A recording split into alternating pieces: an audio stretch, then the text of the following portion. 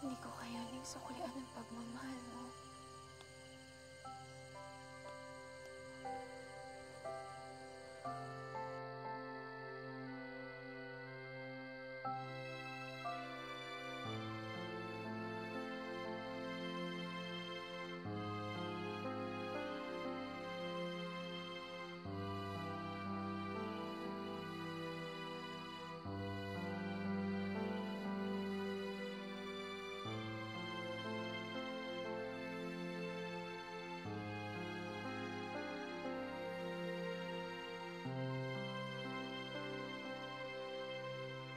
Anong hindi? Lagi kang ang nakangiti pagkasama mo siya. Lagi mo siyang hinahanap. Eh, Jay, tugan mas tinuod eh. In love ka na, no? Hindi ako in love kay Dominic, no? Paano naman ako may in love dun? Eh, ang sungit-sungit. Day, dati na yun. Iba lang ngayon. Tsaka, parating nakalutang yung utak ni Dominic pag nakita ko. Malalim lang siguro yung iniisip ng tao. Kaya nga sabi nila, tulak ng bibig, kabig ng dibdib. Ano ko ba, tigilan mo na nga yung pang-aasal mo. Halika na, ma. Malilate na naman ako dyan sa trabaho, eh.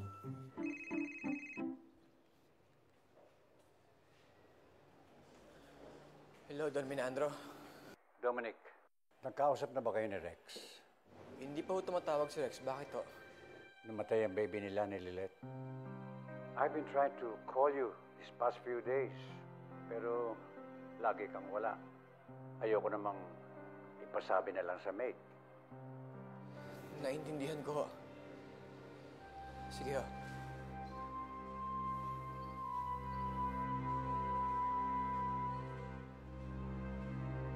Sasabihin mo ba kay Alina? Bakit pa? Hindi naman niya kailangan malaman. At wala na dapat kinalaman si Rex kay Alina. Baka din bumakod kay Alina, no? Ilang araw na lang, si Alina aalis na. May ilang araw pa ako para makumbinsi siya manatili dito. Eh, double time mo yung panliligaw mo sa kanya.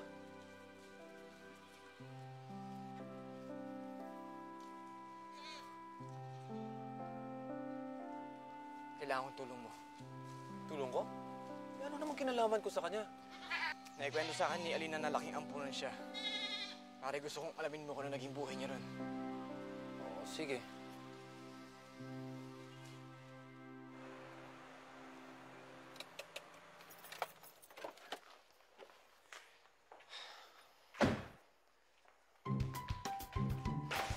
Ano ba? Bakit ka ba nagiging pag-agawan? Pagkagawan na ako may nauna diri sa mangga. Wala! Ladies first! Sa lady mong lawas, sa lady ni mo. Ay, ako maglawas!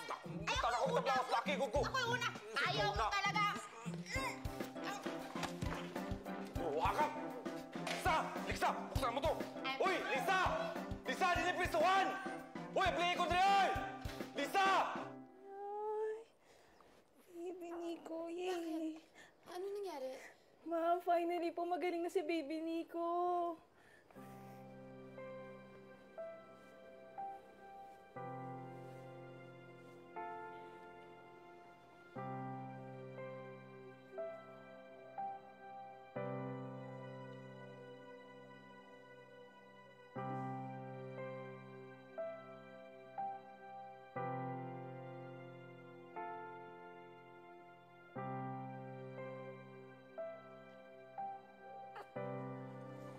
Gusto mo hawakan?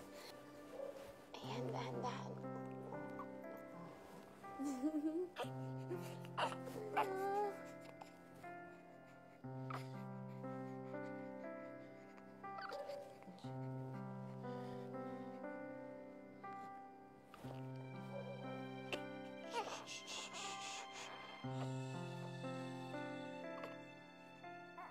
Nurse, pato umiyak ng bata. Sir, relax lang po. Baka po nagugutom lang po yung bata.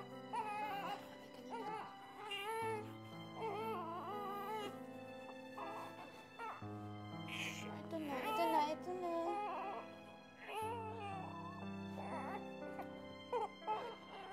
Sir, magpapasuso po siya ng bata. Parang kailangan niyo pong umalis.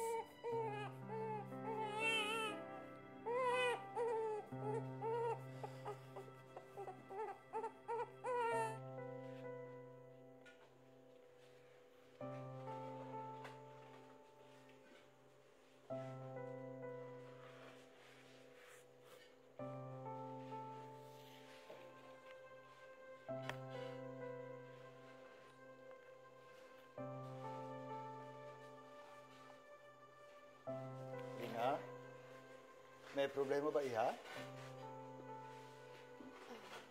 Nakita niyo ba si Dominic? Hindi ko siya napapansin kanina pa. Hindi pa yata napapadaan eh.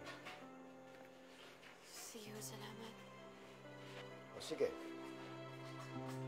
O, ayusin mo ng konti. Marsing kayo na akong bahala dito ah. Hindi yun kasi pwede yung rib nasa kwarto ni Alina eh. Hindi siya nakakatulog ng maayos. Pakisiguro din po yung lampin ng bata. Oo, sige. Aayusin namin.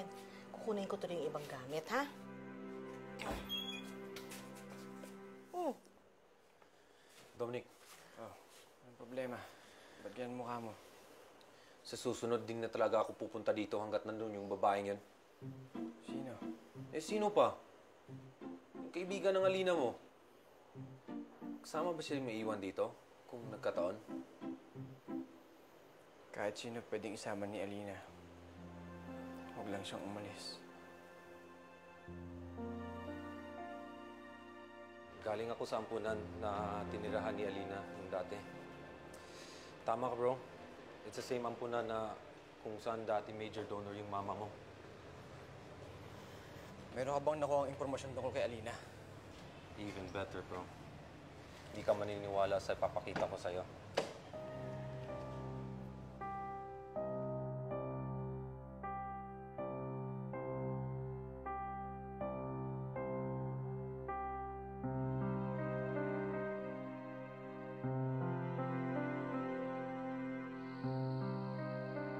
Saan mo ba ako dadalhin?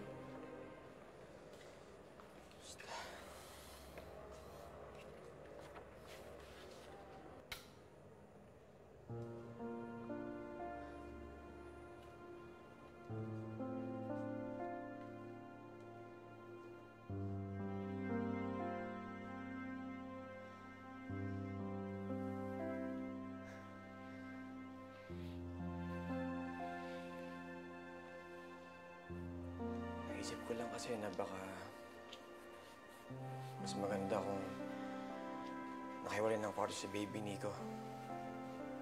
Para hindi kaya naaabala. Lalo na kung pagod ka sa trabaho. Salamat, Dominic. Pero hindi mo na dapat ito ginawa. Isang hulog ko na lang. Makakabayad na ako sa'yo. Alis na kami ni Baby Nico. Alam ko. Gusto ko lang pagaanin yung mga huling araw mo dito.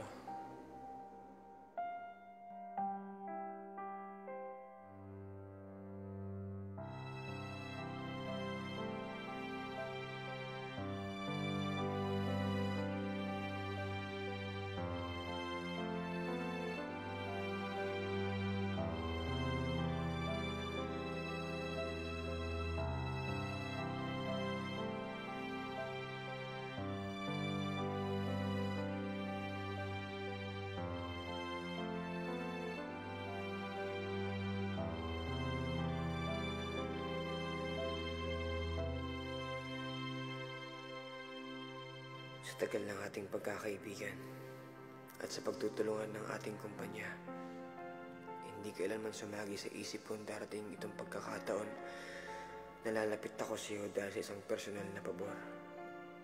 Gayunpaman, lalakasan kong aking loob na hingan ka ng tulong alang-alang sa taong mahalaga para sa akin. Hinihiling ko sa iyo na sana mahanapan mo ng posisyon sa iyong kumpanya si Miss Alina Natividad. Sa sandaling panahon na malagi siya sa Rancho del Carmen, naging mabuti siya sa kanyang paglilingkod sa aming lahat. Isang malungkot na pagkakataon na siya ay aalis sa amin dahil sa personal na dahilan. Ngunit magiging masaya akong malaman na may tutulong at tatanggap sa kanyang pag-alis. Tatanamin kong malaking utang na loob sa iyo habang buhay kung mabibigyan mo siya ng trabaho.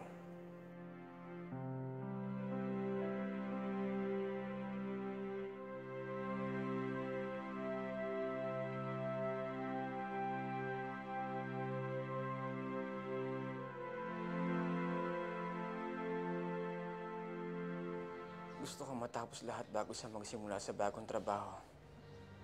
Ayokong maganap siya sa kung saan. Ilang tao ba kailangan niyong arkilehin? Magbabayad ako kahit magkano. Ang gusto ko asikasuhin niyo kagad.